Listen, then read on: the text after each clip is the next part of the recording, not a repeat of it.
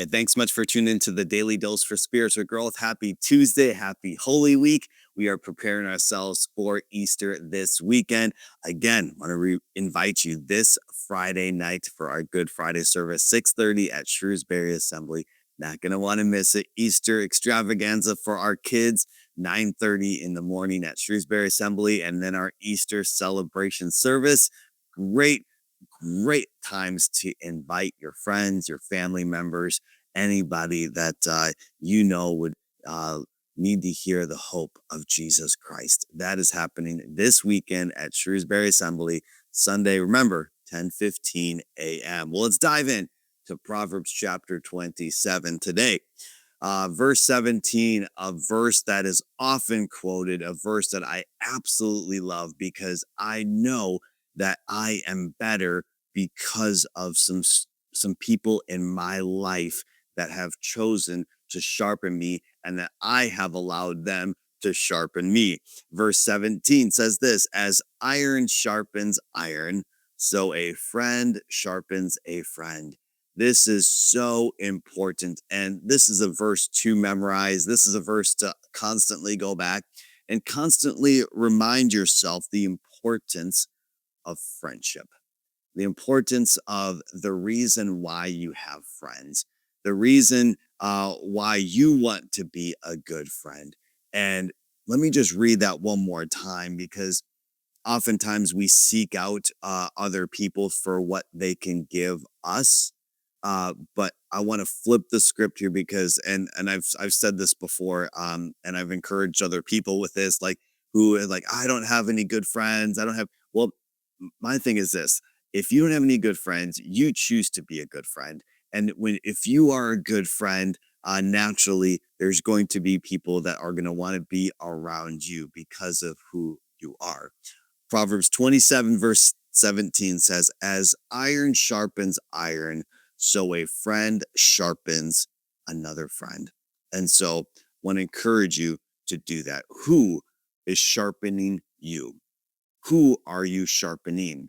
When you receive that and when you are being sharpened, are you receiving it in such a way and allowing yourself to become sharper?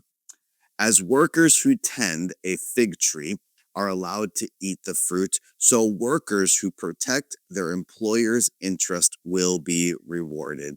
Again, and that's if you are a boss, if you are overseeing anybody, encourage you, treat your employees right, encourage them. Yes, correct them. Yes, absolutely do those things, but create a healthy environment in wherever you are working. So I encourage you. Now, if you have a boss that isn't the greatest boss, I want to encourage you. There is a way to lead 360 degrees, meaning you can lead up, you can lead down, you can lead side to side. And I want to encourage you to do that. Again, that is where it's like, hey, I don't have any good friends. My friends are just this. You choose to be a good friend. You choose to sharpen others. You choose to encourage. You choose to work hard. And again, God is going to honor that. Verse 19, as a face is reflected in water, so the heart reflects the real person.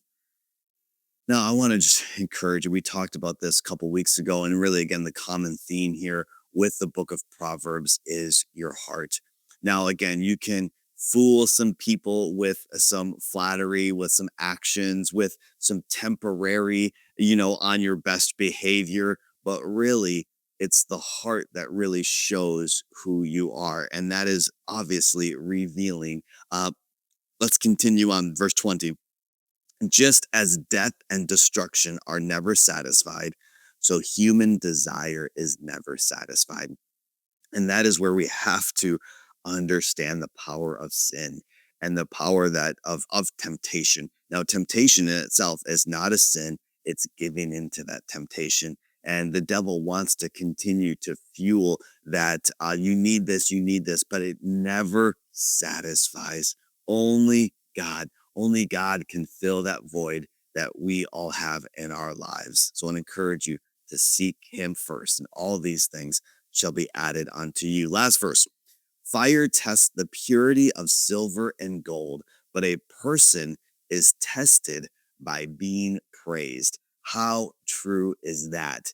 If somebody, goes like this and and it's so easy for somebody to receive that and have that fuel them. And that's where it says, like, where it's tested, a person is tested by other people's praise. So if other people are praising you, where does the glory go? Does the glory go to you, or does it go to God the Father who gave you everything that you have? And so I want to encourage you, as you receive praise, as you receive compliments, hey, bring it back to God the Father. Hey, I am who I am because of him. Hey, I want to thank you so much for tuning in. Make sure you tune tomorrow for the Daily Dose for Spiritual Growth.